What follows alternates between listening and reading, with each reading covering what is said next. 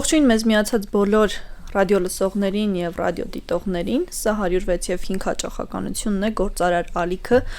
Այսօր թարմ ուղեղով իմ զրուցակից Հայաստան խմբակցության падգամավոր Գեղամ Մանուկյանն է։ Զրույցի հիմքը ասեմ նախ մեր լսողներին եւ դիտողներին, ինչու ենք մենք կազմակերպել այս զրույցը։ Ինֆոկոմը վերջերս նյութ էր տարածել, ըստ որի մի շարք падգամավորներ օրենսդրական նախագծեր չեն ներկայացրել վերջին 5 տարիների ընթացքում, ինչը բավականին քննադատվեց համացանցում եւ պարոն Մանուկյանը պատրաստակամություն հայտնեց ցանկացած տաղավարում ներկայացնել իրենց արված աշխատանքը եւ ինչ խնդիրներ կան առհասարակ։ Ես հրավիրել եմ պարոն Մանուկյանին, որ մենք այդ հարցը քննարկենք։ Հիմա ուզում եմ խոսքը փոխանցել ձեզ, առաջին այն ասելիքը, որ ունեիք սրա հետ կապված ասելու ինչն էր։ Սրա։ Այո, նյութի հետ կապված։ Անկեղծ ասած պատահաբար եմ տեսել մի շաբաթ առաջ երևի շատ անակնկալի եկա, տակնե կոմենտ եմ գրել, որ ես պատրաստ եմ ձեր ցանկացած ձևաչափով ձեզ բացատրել մեր գործունեությունը, աշխատանքները, ինչ ենք արել, ինչ չենք արել։ Այստեղ որպես նախկին հեռուստա տեսությունում լրատվական ոլորտում աշխատած մարդ մի լրագրողական բացթողում կա։ Բարի մտքով եմ ասում, լրագրողական բացթողումը հետևյալն է. Գեղամ Մանուկյանը ազգային ժողովում առանձին падգամավոր չի, անհատ падգամավոր չի, Գեղամ Մանուկյանը ամենամեծ ընդդիմադիր խմբակցության անդամ է։ Եվ խմբակցության օրենսդրական նախաձեռնությունները ստորագրում են նաև Գեղամ Մանուկյանը կամ Աննա Գրիգորյանը կամ մեկ ուրիշ падգամավոր։ Եվ դրա համար օրենսդրական նախաձեռնություններ, բազմաթիվ օրենսդրական նախաձեռնություններ Հայաստան խմբակցությունը անցնող 4-5 տարիներին ներկայացրել է։ Թվով կհիշեցնեք մոտ քանիսն են։ Չէ, շատ է, բայց եթե չեմ սխալվում, մի օրենսդրական նախաձեռնություն է, որ ընդունվել է դրոշի հետ կապված, Հայաստանի պետական դրոշի։ Մնացած բոլոր օրենսդրական նախաձեռնություններ, հայտարարություններ, բոլորը քաղաքական մեծամասնության կողմից մերժվել է։ Իդեպ падգամավորական գործունեությունը մենակ օրենսդրական նախաձեռնություն չի, որովհետեւ այդ օրենսդրական նախաձեռնությունը ասացնել առաջինից երկրորդ ընթերցում բազմաթիվ հարցեր հանրաժողովում քննարկելու ընթացքում ունեցած տեսակետները նաեւ պատճառը դառնում որ մինչեւ երկրորդ ընթերցում փոփոխվի։ Բայց ամեն դեպքում այս նյութի մեջ թիվեր հրապարակված, որ 87% այսպես ասած մատակարարվել է կառավարության կողմից օրենքների։ Դա օրինաչափ է, պարոն Մանուկյան։ Ընդհանրապես խորհրդարանների դեպքում այո, որովհետեւ մեծ մասը այդ գործունեության կառավարության կողմից է։ Խորհրդարանականների խնդիրը շատ ավելի այդ օրենքները ընդունել, չընդունելն է, եւ այստեղ պետք է ասել, որ անցած 4 տարիներին բազմաթիվ օրենքների շուրջ պատերազմներ են եղել։ Հիմա օրինակ պատրաստվում եմ երկուշաբթի հերթական մարտի, խոսքը վերաբերվում է մի անգամ ազգային ժողովում մերժված փողով բանակից ազատվելու օրենսդրական նախաձեռնությունը, որը Հայկ Սարգսյանի հեղինակածն էր, մի անգամ տեբական պայքարից հետո։ Բայց կողմ եք, չէ՞, քվեարկել։ Ձեր խմբակցությունը կարծեմ կողմ էր քվեարկել։ Չէ։ Աննա Գրիգորյանն է տաղավարում, լրիվ ուրիշ բանի մասին էր խոսքը։ Այլ նախաձեռնություններ դա։ Իրականում մի քանի նախաձեռնություններ։ Մի քիչ մանրամասն, եթե կարելի է։ Մանրամասն է։ Մեկը Հայկ Սարգսյանի նախագիծն էր, որ սահմանում էր քրեական հետապնդման տակ եղող մինչև 27 տարին լրացած քաղաքացիներին վերադառնալ հայրենիք կամ ամբողջ 24 չափով վճարում է 15 միլիոն ու այսպես կամ քիչ կամ մի մասը ծառայել մի մասը վճարել։ Մենք ի սկզբանե դեմ արտահայտվեցինք այդ նախաձեռնությանը, դեմ քվեարկեցինք։ Վերջին շրջանում Հայկ Սարգսյանը այս նախագծի մի հատ լրամշակում հատված բերեց, որը վերաբերվում էր, որ առաջին անգամ որին դեմ են կար սահմանափակում, որ այդ թվից հետո դա չի կարող գործել։ Ուղղակի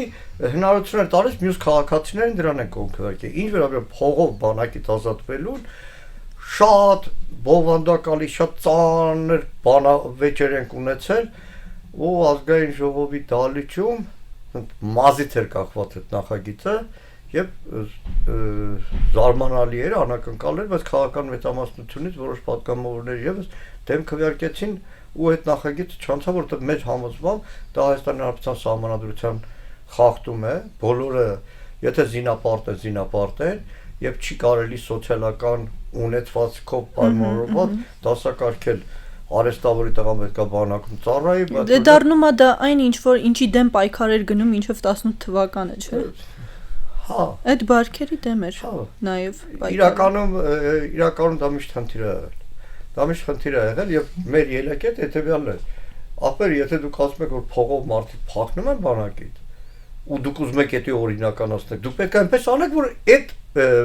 անօրինականությունը կաշառքով, փողով, բժշկի թղթով որևէ մեկը չազատվի բանակից։ Իրենց այսպես առաջ քաշած թեզը, եթե ես չեմ սխալվում, այն էր, որ դա նպաստում է նաև հայրենիք վերադառնալուն, հայրենադարձության, այսպես ասած։ Գիտեք, այս արդեն 2 տարի է նախագիծը արդեն ուժ է ստացել։ 100-ավոր ես նամակներ ու զանգեր եմ ստացել։ Մի կնոջ զանգ երբեք չեմ մոռանում։ Տղան Լեհաստան է ուսանել, սովորում է, սովորել ավարտել է, աշխատում է, բայց քրեական հետապնդման տակ է, չկարողանում գալ։ Ու չի էլ կարողանում այդ գումարը վճարել։ Շատ Ռուսաստանից զանգեր ու նամակներ են ստացել, որ պարոն այդ Հայաստանում թվում է, որ մենք բոլորս այդտեղ միլիոնատեր ենք, ամսական այդ ծախսերի գումարն է, որ հայթայթում են։ Բայց ինքը մեծ խնդիր է, ինքը լուրջ խնդիր է, եւ երկար տարիներ այս խնդիրը եղել է մեր երկրում։ Դրա համար պատահական չէր, որ Վահան Հովհաննիսյանը նախաձեռնեց հանգուցալ տարիներ առաջ, բայց շատ ավելի տրամաբանված գումարի չափ էր, որ ճակատագրի բերումով փոքր երեխա եղել ծնողների հետ գնացել է արտասահման ու այդպես այնտեղ է մեծացել, բայց պետք է այդ խնդիրը լուծվի, որտեղ հազարավորների մասին է։ Իսկ Հայկ Սարգսյանը որ հաշվում է այսքան միլիարդ մտավ բյուջե բան, կարծեմ մոտ 100 հոգու մասին է խոսքը։ Իսկ 100 հոգին ավազի հատիկ է այդ ծովի մեջ։ Ինչ վերաբերում է մեր գործունեությանը, ես կարող եմ մտաբերել, այսինքն պատգամավորի գործունեության մեջ է օրինակ հարցումներ կառավարությանը եւ այդ հարցումները իմ աշխատասենյակում թղթապանակներով այսպես բոլոր գերատեսչությունների ուղղված հարցումների ու պատասխանների մի հսկական բաժին կա։ Օրինակ կարող եմ ասել մի հարցում, որ երևի այսպես եմ, որ ասեն ամենահատկանշական այդ հարցումն է, այսպես Գրիգոր Անանայի հետ համարում ենք առանձին 21 թվականից ընտրվել ենք պատգամավոր Պաշտպանության նախարարություն, վարչապետի աշխատակազմ, գլխավոր շտաբ, հարցումների մի հատ շարքեր որ գնում ենք, այսինքն հետաքննող լրագրով ենք իրականում դարձել։ Տեսեք ինչն է, 20 թվականի դեկտեմբերի 17-18-ին հայկական զինված ուժերը ետ են քաշվել Սյունիքից մոտ 10-12 կիլոմետր։ Մեր ելակետը հետևյալն է, նոյեմբերի 9-ի պայմանագրով հայտարարությունով զորքերը կանգնում են այնտեղ, որտեղ կանգնում են։ Ինչի հիման վրա էր հայկական զորքերը ետ քաշվել, ում հրամանով, ում որոշմամբ, ու պատկերացրեք մոտ առաջ 1.5 տարի մեզնից պահանջվեց։ Իսկն հարցը ստանում ենք պատասխան լղոցված չէին պատասխանում, ինչ որ բառից չէին կպնում, վերջում մի օր պատահաբար ստանում եմ գլխավոր շտաբից գրություն, որ Վաղրշակ Հարությունյանը թուղթ է ստորագրել, որին կարող եք ծանոթանալ ՊՆ-ում։ Այդ պահին ասում անկեղծ առաջի զանգը որ արել նախագահ Ռոբերտ Քոչարյանն, պարոն նախագահ, այս հարցում վերջապես եղավ պատասխանը, որտեղ այդ կասկածը կար։ Հետո ծանոթացել եք։ Ծանոթացել եմ։ Դրանից հետո բացահայտվեց ամբողջ, որ Վաղարշակ Հարությունյանը Նիկոլ Փաշինյանի լոկ գիտությամբ զորքերի ետքաշման որոշում է կայացրել։ Իհարկե այն սպան, որը պատասխանը տվել էր, աշխատանքից հետո ազատվել էր, որտեղ միամիտ էր եղել։ Կամ թեկուզ օրերս այդ Նիկոլ Փաշինյանի հերթական բախտության պատասխանը, որ ես շատ վաղուց էի կանխատեսում, որ այս իշխանությունը փորձելու է հերթական մեղավոր հռչակի եւ օրերս ականատես եղանք, որ Նիկոլ Փաշինյանը հայտարարել որ արցախցիները չեն կռվել, արցախցիները 23 թվականին փախել են ու իր ձևով են։ Մի անգամ Իրան եմ ասել ազգային ժողովում բեզաչոտնիկ անպատասխանատու ձևով, ասես մի օր որ գաղտնազերծենք, ես էլ հրապարակեցի, այսինքն հարցում էի արել դեռ 24 թվականի փետրվարի պաշտպանության նախարարություն թե 23 թվականի սեպտեմբեր 19-20-ին ադրբեջանական ագրեսիայի ժամանակ Արցախի պաշտպանության բանակի զինծառայողների զոհվածների մասին տեղեկատվություն։ Ստացել է ամբողջական տեղեկատվություն, հատիկ բոլոր զինվորականները, ով որտեղ է զոհվել, ինչ հանգամանքներում, ինչ պաշտոն է ունեցել պաշտպանության բանակում, բայց պաշտպանության նախարարությունը ուղարկել էր գաղտնի մակագրությամբ, որ ես հնարավորություն չունենամ խոսել։ Բայց երբ որ այս ձևի ատելություն են արցախցիների նկատմամբ տարածում, իհարկե այդ փաստաթղթից բացի երկար աշխատանքի արդյունքում ամբողջական ցանկը կարողացա հավաքել եւ հրապարակել է, բայց նաեւ մի կարևոր հանգամանք կար։ Այդ գրությունում ասում է ծառայողական քննությունը անցկացրել եք։ Այդ ժամ 24 թվականի մարտի 13-ին Սուրեն Պապիկյանն ասել էր, որ ոչ քննություն չեն անցկացրել, որտեղ փաստաթղթեր այնտեղ են մնացել, տեղանություն եղել։ Հիմա Նիկոլ Փաշինյանը չգիտես որտեղից ասում է, բա որ հանգարտ գրությունները, ուսումնասիրությունները գաղտնազերծեն կտենակ, որ փախել է, որ իրականում հայության մեջ պառակտման հերթական քայլը վրանում է։ Հերթական շրջանը, չէ՞։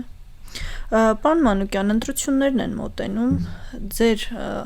մոտեցումը եւ գնալու ճանապարհը կարծես թե հստակեցված է արդեն, թե ինչ ձևաչափով եք գնալու, ձեր տեխնացուն կա, իսկ տրամադրվածության մասին ինչ կասեք։ Այս 4-5 տարիների ընթացքում ինչն էր պակաս, որ շարունակում եք կրկին հայտ ներկայացնել, արդյոք այն, որ ինչն էր պակաս այդ պայքարի վերջնակետը, այս իշխանության բացառումը Հայաստանի կառավարման ղեկին։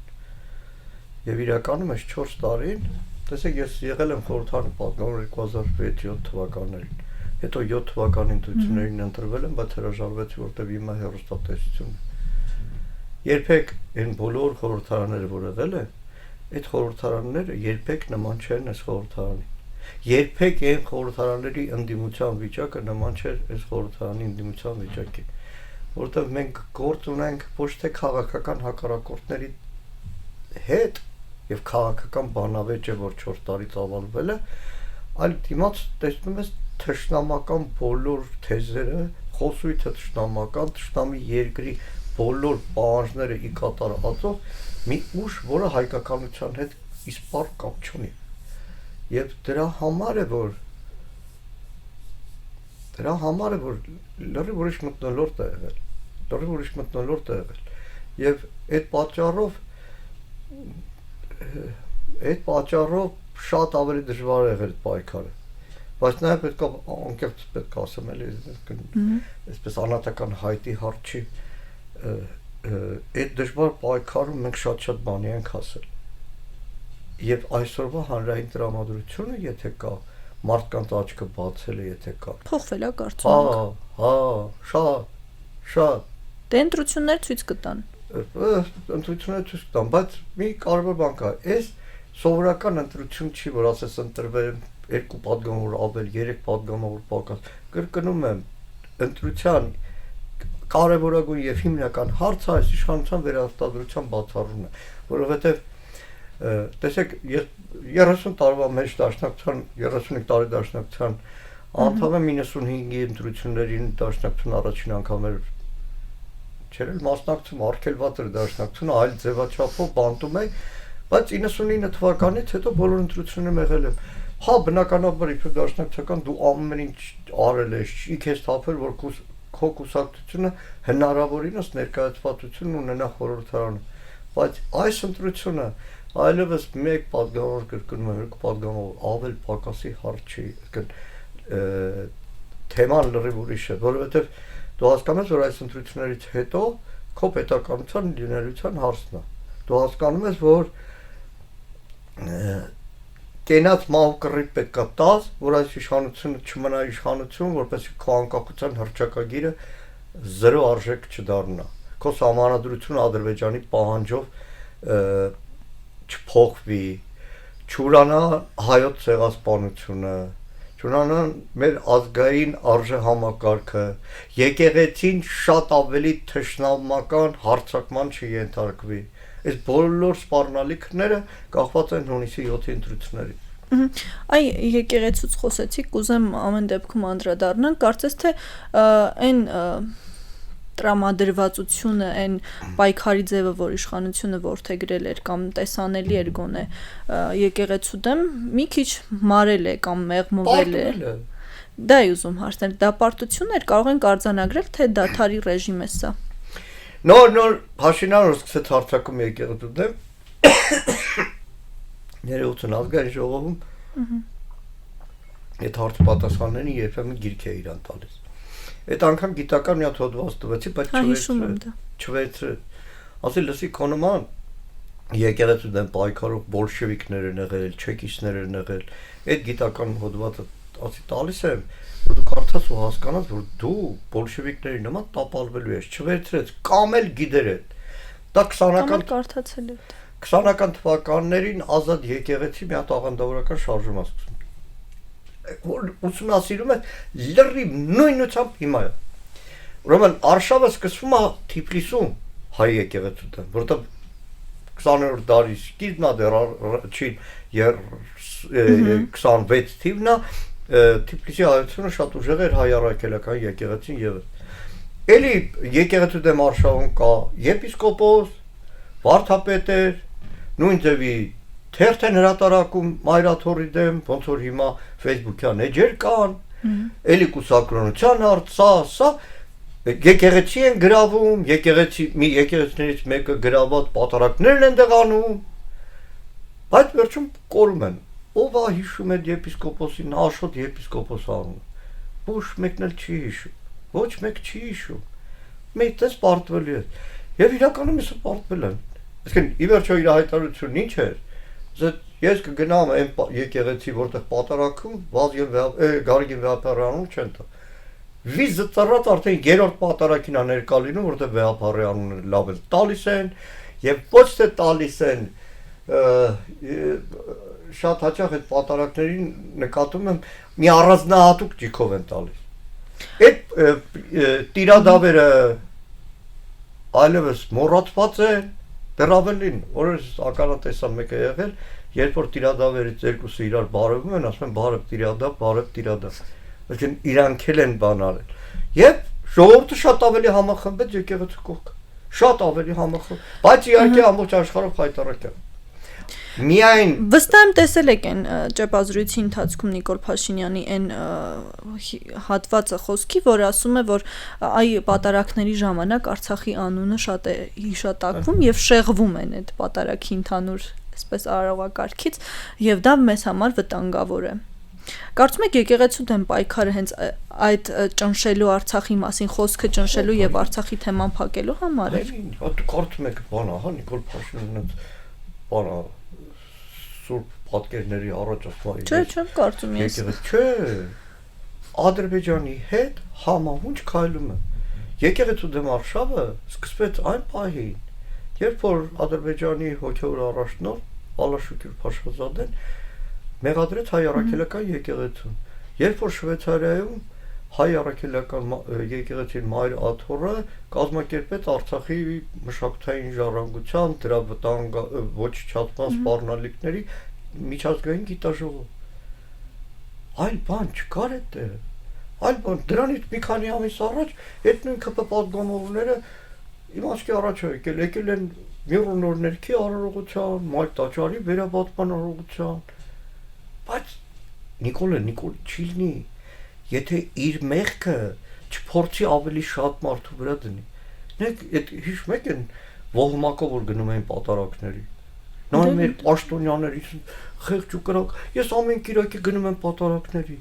Մեղքի տակ կողեց, իրանց էլ ասել եմ մեղքի տակա դες մտցում։ Հիմա որևէ մեկին չես տեսնի պատարակի։ Էնուրն են ինձ ականցկան Պակրատ Սրբազան ջան։ Երբ Սրբազանն ասում են նկատել եմ Տավուշի մարզպետ, բան, Իջևանի, Դիլիջանի քաղաքապետ պատարակի, ասում եմ ուզում ասեմ, այդքան տարի թեմի առաջնորդ եմ եղել, մի անգամ պատարակի չեմ տեսել, եւ իդեպ հետարքի բան էլ ասել, մա հատուկ ես ամեն անգամ բոլոր պատարակներին առաջ շարք բերում եմ վատ ապրող, դժվարություն ունեցող մարդու որովհետեւ որը մեկը չմտածեր, որ առաջի շարքում կանգնելը պաշտոնյայի իշխանավորի առանձնաշնորհությունն է։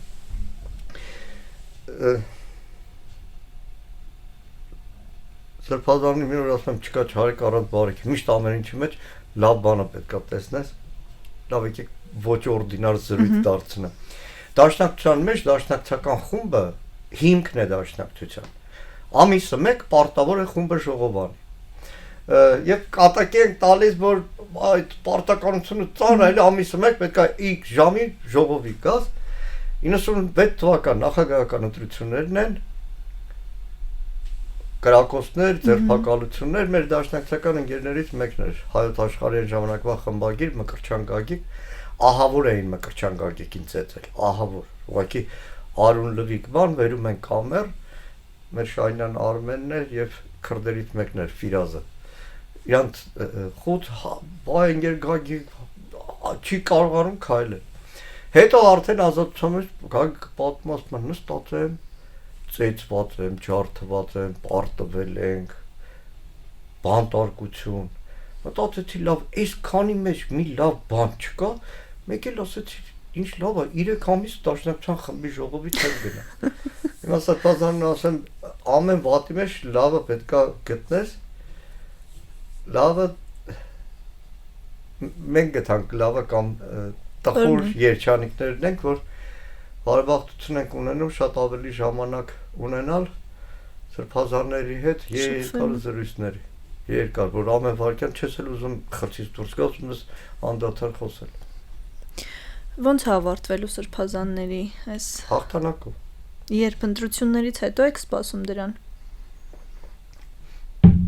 Արդեն հաղթանակացավ։ Արդեն հաղթանակացավ։ Սրբազանն ասում, Սրբազան դեր դատը դուք չեք պատկերացնի, այն աուրան է դահլիճում որ կա։ Այնտեղ դատախազ, դատավոր ոչնչություն է, ոչ մի բան է։ Այնտեղ Նիկոլ գլխավոր դատախազ քնչականի պետ ոչնչություն է։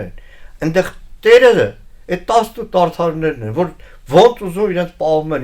են հպարտ եւ դահլիճում են բոլոր մեր հավատավոր մարդիկ, որ այսպես ամեն վարքյան այդ հոգեկան կապ մեջ է, այսինքն Հարգելի Մոնիկա, մենակ այն, որ դատը եւ որ Սրբազանը մտնում է, բոլորը գիտեն, որ հիմա հրաժարինք ենք կարդալու, լրիվ ուրիշ աուրա է, որ տերն է Սրբազանը, ինքը հաղթել է, այդ քնչականի պետին արդեն 3 ամիս ասում պատասխան տուր ստիդ համար, գլխավոր դատախազին ասում պատասխան տուր, օրերս հանրային հեռուստատեսությունում 12 րոպե ես կարդացել եմ Սրբազանին հիմնական մեղադրանքներից մեկը ինչ էր, բա ասել է Գյուլեն, կարդացել եմ ամբողջ գաղթալսման սղագրությունը, որ պարզ է դառնում, որ Սրբազանը մեկ ուրիշ հետ զրուցում է Շվեյցարիայի նման, Ֆինլանդիայի նման համաժողովրդական բանակ ունենալու, պետական կառուցվածքների, բա ովքեր եթե մարդիկ դեմ դինեն, իմիջիայլոտ ասում եմ երկուսին կգյուլես, այն մյուսն էլ ասում բայց մեր կողմնակիցների մեջ էլ կարող է լինել։ Ասում դա իրանցից պետք է սկսել։ Այսինքն համաժողովրդական բանակով պետության տեսլականի մասին է, այդքան աչքները չթարթած այդ գլխավոր դատախազը գին նայeb լինելու։ Աչքը չթարթած Սրբազանն ասել է ցույցերի մարդ են գյուլելու։ Սա գալու են ազգային ժողովի հաշվետվություն, տենակ այդ ստերի տակից ոնց են դուրս գալու։ Պարոն Մանուկյան, ինչքան որ վերջին ժամանակներում հարցումներ են հրապարակվել, թե ընտրություններին ձեր խմբակցությունը օրինակ քանի տոկոս ձայն կհավաքի, ամեն դեպքում շատ չի։ Այդքան էլ կամ ձեր տպավորություններով կուզեմ կիսվեք, դուք ոնց եք պատկերացնում ու մենք տեսել ենք այս տարիների ընթացքում քիչ մանդատ ունենալը ինչ խնդիրներ է առաջացնում օրենքների ընդունման հարցում, տարբեր հարցերում, այ ոնց եք պատրաստվում այդ նույն տրամաբանությամբ շարունակել եւ ձեր օրակարգի թիվ 1 հարցը բացի Նիկոլ Փաշինյանի հեռացնելու հետ կապված մի դեպք հիշեմ տարիներ առաջ էր ընտրություններն էր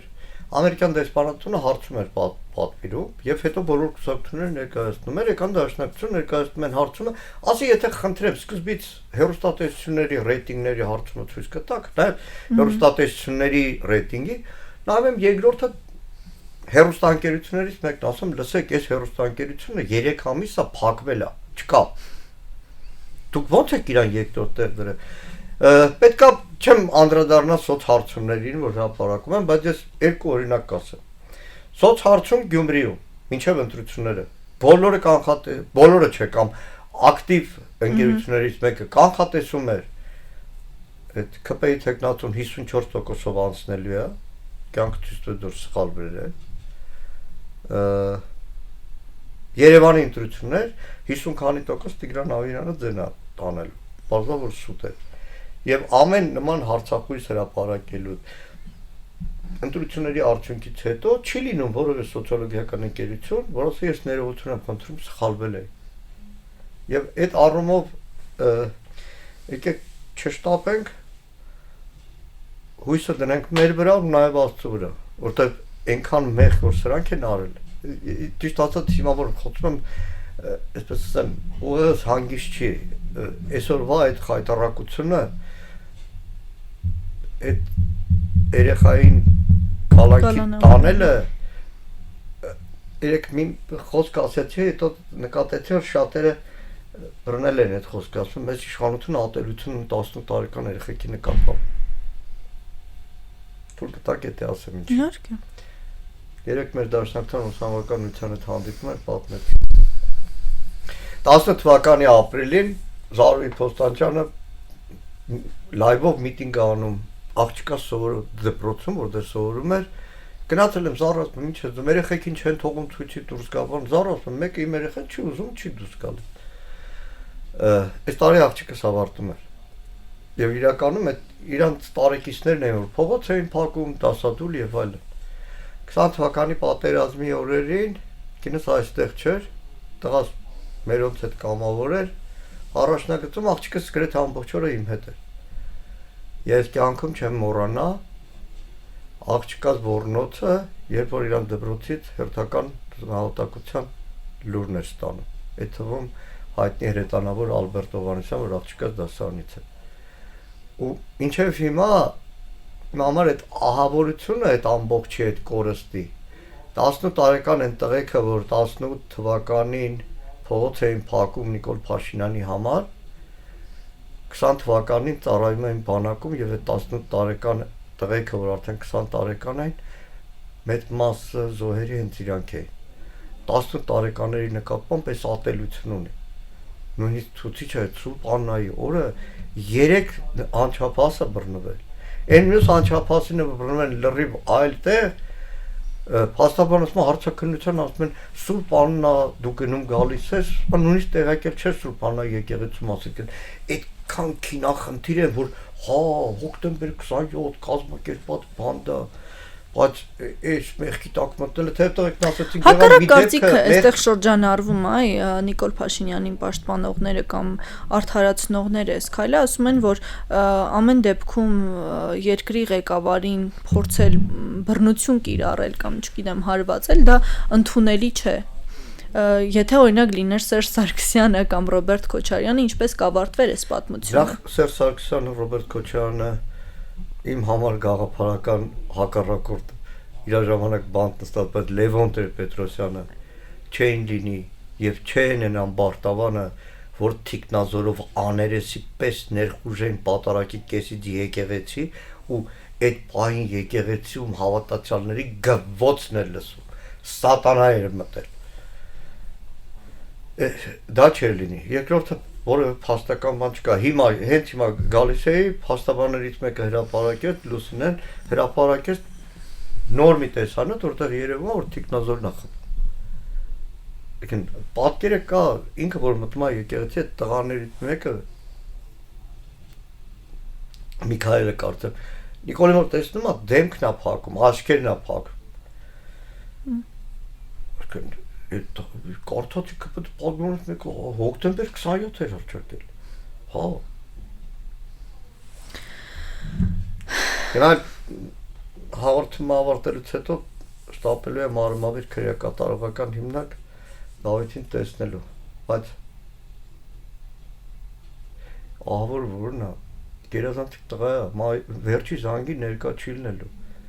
դեպրոցից դուրս ամենալու վերջի զանգի ներկա չի լինելու Մի քիչ առաջ կինս հիշել, որ տղայից որ բռնել են, այդպես համալսարանից դուրս թողեցին, բայց այդ տղես էր պայքարի մեջ էր, արդեն ուրիշ էր, բայց այս երեխուն վերջի զանգցեր, այսօր փաստաբանն ասում, որ կալանքի վճիռը տվեց, նա շնորհակալ հարցրեց, հիմա դպրոց չեմ կարա գնա։ Վատ նոտայի վրա ենք ավարտում, բայց զրույցը ավարտին մոտեցավ, պարոն Մանուկյան։ Մենք դեռ մինչև ընտրություններ էլի կհանդիպենք այս տաղավարում։ Հուսամ, որ լավ լուրերով հաջորդ։ Շնորհակալ եմ մեզ հետևելու համար, հիշեցնեմ, որ Թարմուղեղով զրույցներ եթերում, իսկ Թարմուղեղով իմ զրուցակիցը Գեղամ Մանուկյանն էր։ Կհանդիպենք։